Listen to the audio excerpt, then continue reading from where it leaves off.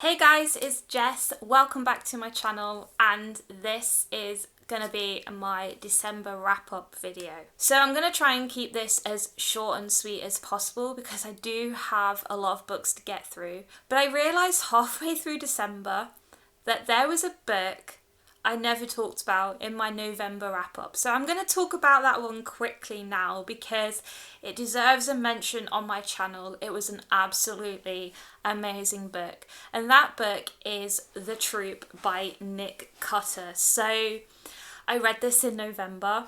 Totally forgot to put it in my November wrap-up video because I am just such a terrible person with a terrible memory. This book absolutely blew me away, and if you are a horror fan, if you like body horror, if you like books centered around zombies with pandemic vibes, definitely give this book a go because it was astonishing. This book made me feel so many different things. It made me feel quite angry. It made me feel absolutely terrified. It grossed me out. It also made me laugh. There were moments when I was absolutely howling at this book. I've not read a horror book this year that has been as amazing as this one. So this is set in the Canadian wilderness, and we are following this group of Boy Scouts who go on a kind of like weekend survival trip. They go to this Canadian island, and they're kind of like secluded, and they don't have phones with them or anything like that. They're completely cut off from the rest of the world. They're there to just, learn how to survive for the weekend, essentially. It's a bit of an adventure.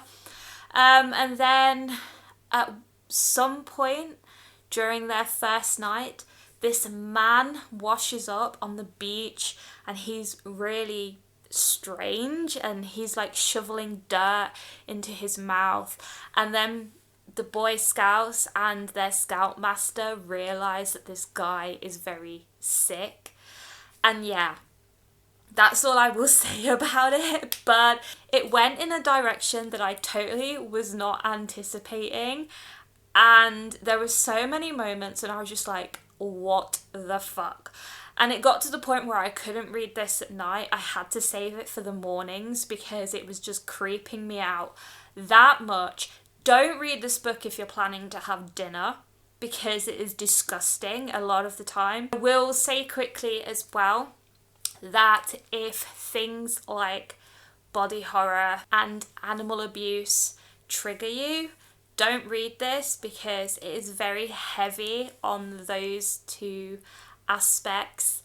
And there were times when I was struggling to read it just because it is very graphic. So make sure you do check out all of the potential trigger warnings for this book. They are online, but yeah, this book was amazing and I definitely encourage you to read it if it's something you're interested in. So now we've got that book out of the way, we're going to start with my actual December reads, and I'm going to do it in order of books that I DNF'd to the highest rated books because I kind of like that format at the moment, so I'm going to give it a try with these videos. A book I DNF'd in December is Great Expectations by Charles Dickens. I feel like I'm going to get murdered for this opinion, but I really hated this book. I only got about 50 pages into it before I put it down. I just wasn't feeling it. I was really bored. I didn't like the language. And I think that's the main thing that I struggle with in terms of reading classics is just the language. And I understand that it's going to be written very differently to what I'm used to because it was written in a different time. I know that. I just struggle with that quite a lot.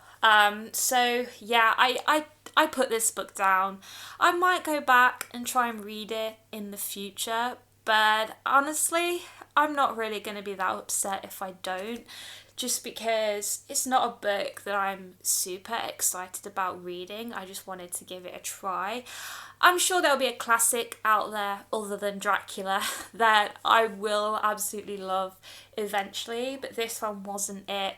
So I'm really sorry, guys. I'm really sorry if you love Charles Dickens and if you love this book, but it just wasn't for me. Another book that I ended up DNFing was Christmas Island by Natalie Norman. So I got this arc at the start of November. This book came out at the end of November. So I tried to prioritise it so that I could give my review on NetGalley. And this one had a lot of potential. It's a contemporary romance novel. It's set in Norway, which I absolutely adored. And just the amount of details the author put in to describing Norway, I really, really liked that aspect of the book. It's a country I'm very interested in visiting in the future. So just hearing about, you know, what it looks like and what the community there is like was great. It really added something special to the story. But the romance in this book was just pretty much not there.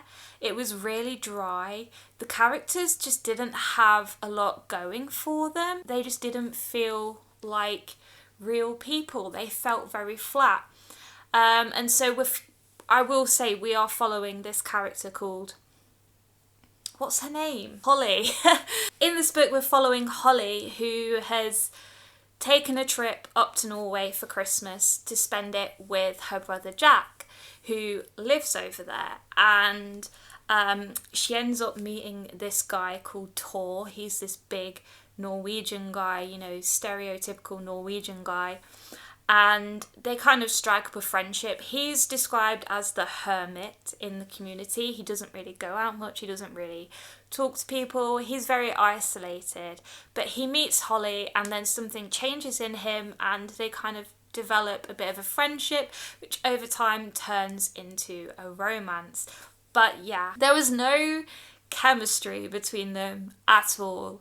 And it really bothered me. When I read a romance, I want to read the chemistry. I want to feel the electricity. You know, I want to see the sparks flying. I want to see them having fun. I just didn't get that with this. And I read quite a lot of it actually. I read about 70% of it before I DNF'd it because I wanted to try and finish it. But in the end, it was just going nowhere. So I put it down. I'm sorry. So a book that I gave 2 stars is another arc that I received, and that is The Little French Bridal Shop. And I'm really sorry, I can't remember the author's name, but it's there. And we follow this woman called Lucy who stumbles upon a dress in a bridal shop. It's called The Little French Bridal Shop, obviously. And yeah, she's walking past the window and she sees this wedding dress, and something in her tells her that she wants to try on some wedding dresses. Why not? What harm could it do? The only problem is that she's not actually getting married. She doesn't have a fiance, but she ends up buying this wedding dress because this woman who knew her from school when she was younger starts asking her, when are you getting married? What's your fiance like? You know, have you made like flower arrangements and things like that? Yeah, she just gets carried away and starts telling a bunch of lies, and she ends up with a wedding dress and people think that she's getting married when in fact she's not. And it sounded like a really fun story, but that plot line got pushed to the side, which is why I gave this book 2 stars, because I was there for that plot. I wanted to see her struggle to find a fiance.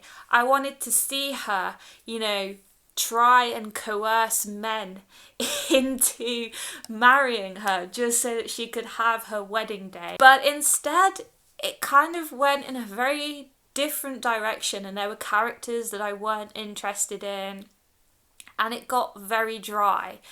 The end was just like, what even was the end of this book? It was so disappointing. And there was no romance. It was described as a romance novel, but there was no romance. I think Lucy kissed one person once who was a married man, and that was it.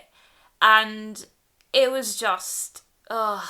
There are some beautiful depictions of Alzheimer's, because Lucy's mother has Alzheimer's, and so those scenes where she went to see her parents and she saw her father struggling with her mother's illness, I thought they were really well written, done really sensitively. You can tell the author had done her homework on that disease, and so that kind of, saved the book a little bit. But overall, I just really didn't like this one. I mean, it was alright for a book that you don't really have to think about too much, but yeah, it just didn't live up to the expectations that I had for it. On to some 3-star books now, and one of those is probably a very controversial pick, and that is The Turn of the Key by Ruth Ware. I've heard so many amazing things about this book. I heard that it was creepy, kind of a book that you have to read with the lights on, essentially. And I didn't get those vibes with that. I got massive Turn of the Screw vibes with this book. I know this book is a homage to The Turn of the Screw, and I loved that element to it. And I was really excited to see where this book was going to go. I thought I was going to have a really interesting, exciting ghost story in my hands. And yeah, it kind of reminds me of The Silent Patient in the way this book was presented isn't actually what the book is about, I guess. That's how I feel about it. Anyway, it's just about a woman who gets a nannying position in this big fancy house, and the kids are quite creepy, and there's loads of cameras in the house that are watching your every move. I don't really like that element in these kind of books. I hate it when people include technology in books just to try and make them seem creepy. I don't think it really served much of a purpose. I mean, if it serves a purpose and if that's the point of the story, then I get it and I enjoy it. But I don't know, I don't think it added anything to the story. One of the twists that happened in this book towards the end, I didn't see coming. But the twist that came on the very last couple of pages of this book, I had pretty much worked out before I'd even, finished it. So yeah, I have mixed feelings about this book. I didn't absolutely hate it, but I also didn't love it. I'm kind of on the fence about this one. I mean, if you liked it, then fair enough. I'm glad that you did, but it just wasn't for me. Then we've got Jacoby by William Ritter, and this is the first book in a YA fantasy supernatural series. And Abigail has left England and she's moved to this place in America called New Fiddleham. It's set in the 1890s, the very late 1890s. And she meets this detective called R.F. Jacoby. And he is a guy who can see things other people can't. He can see supernatural creatures like ghosts and banshees and vampires, things like that. And she becomes his assistant, and there is a murder. And so they go and investigate that murder, and it turns out it's supernatural. And it was a really fun story, I'm not going to lie. There were moments that I absolutely loved in this book. But again, I don't know, I'd heard such great things about this. I thought it was going to be a YA series that I was really going to love. I think I need to go back and reread this book because there were times when I was struggling with things going on in my real life and it was hard to focus on this book. So I don't want to give too much of a review on this because I feel like that's going to be unfair when I wasn't really 100% with it, if that makes sense. But yeah, there were aspects of this book that I really, really enjoyed, and I will admit that I do fancy the pants off Jacoby. He's a very Sherlock Holmes type character, very witty, very intelligent, just the kind of guy I would like to be around, really.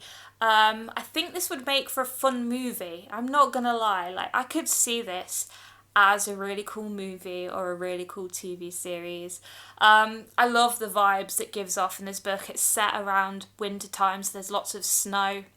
and festivities and things like that just really work with the supernatural elements. I just loved it. I wish I'd read this around Halloween actually. I did try to, but it didn't work out.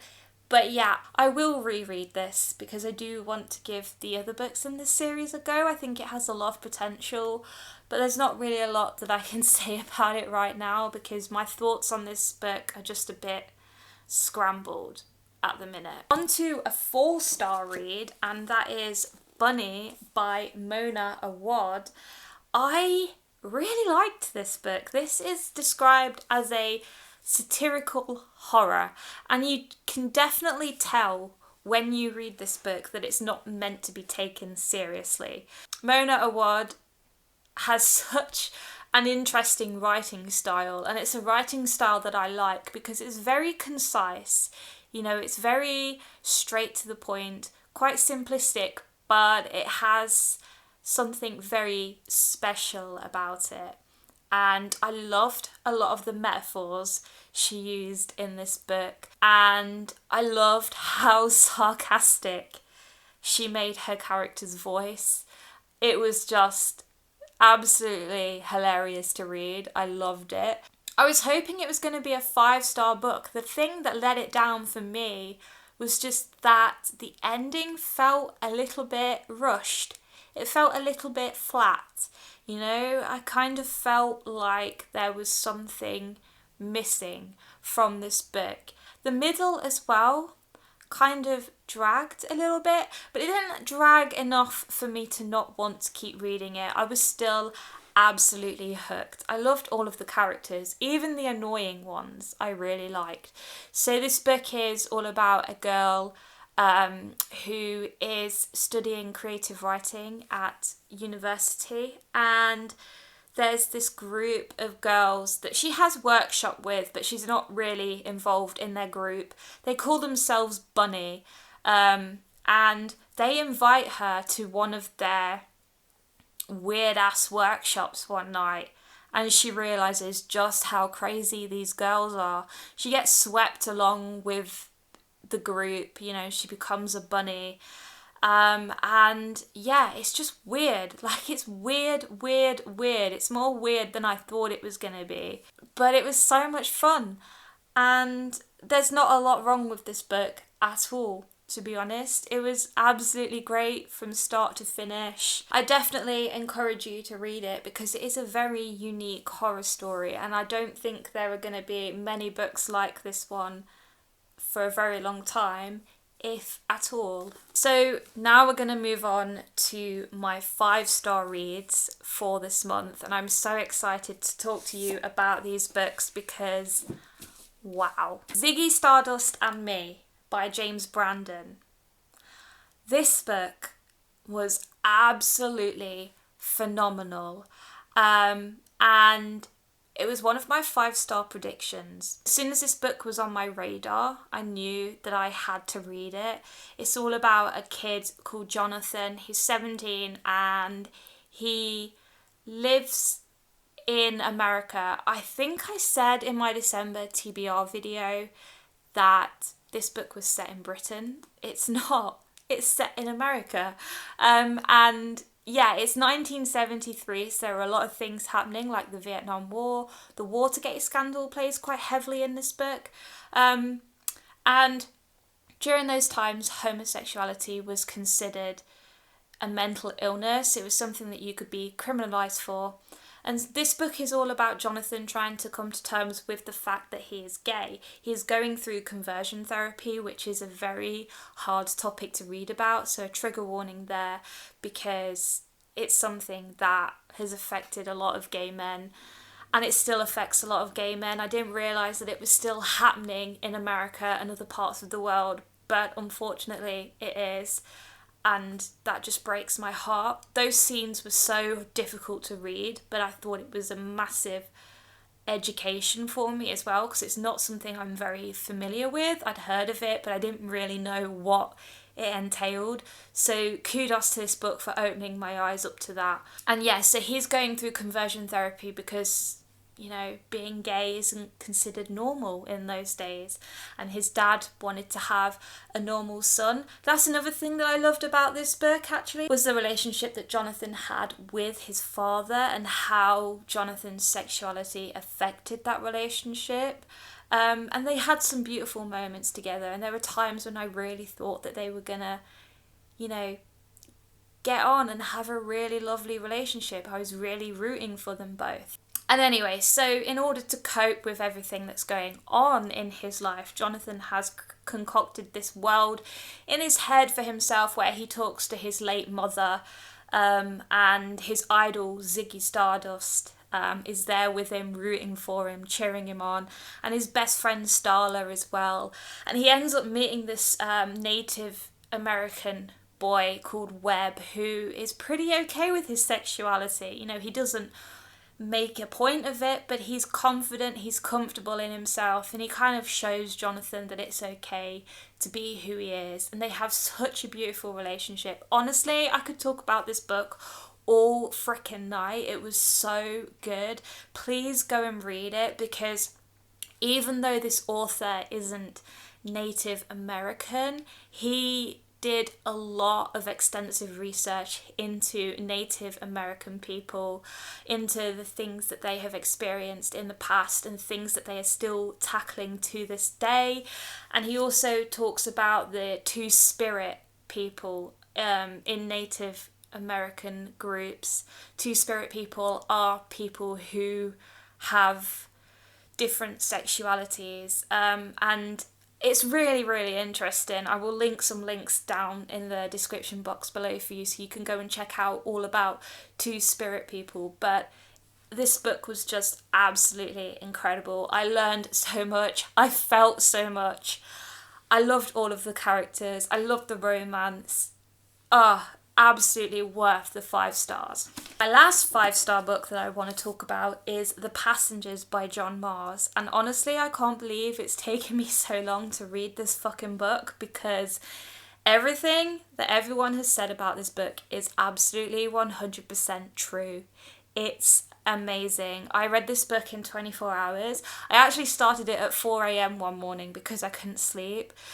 And the sun was up by the time I put the book down, because it's a page turner. Honestly, I couldn't stop reading it.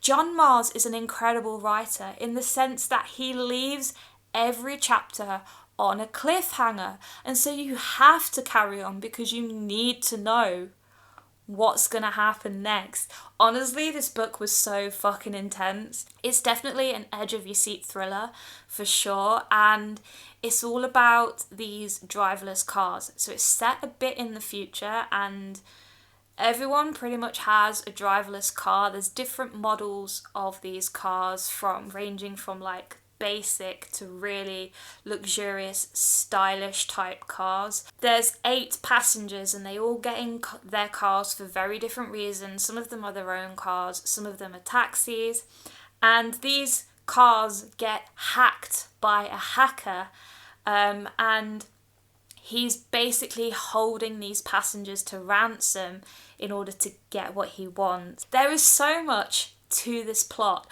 that I can't talk about without spoiling it for you, but the passengers have their own kind of stories to tell, and throughout the book you get to learn a little bit more about each passenger, and the hacker gets the public involved because he's streaming it online, and he's basically, asking the public to vote on who they want to save, because all of these 8 cars are heading towards the same destination, and they're going to collide with each other and explode. But he's letting one of the passengers live, and so the public have to vote on who that's going to be.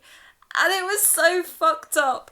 I loved it. Oh my gosh, just please go and read this book so you know what I am talking about, because it is just so incredible. I can't find any single fault with this book. Honestly, it was just amazing. Alright, so those are all the books that I read in December.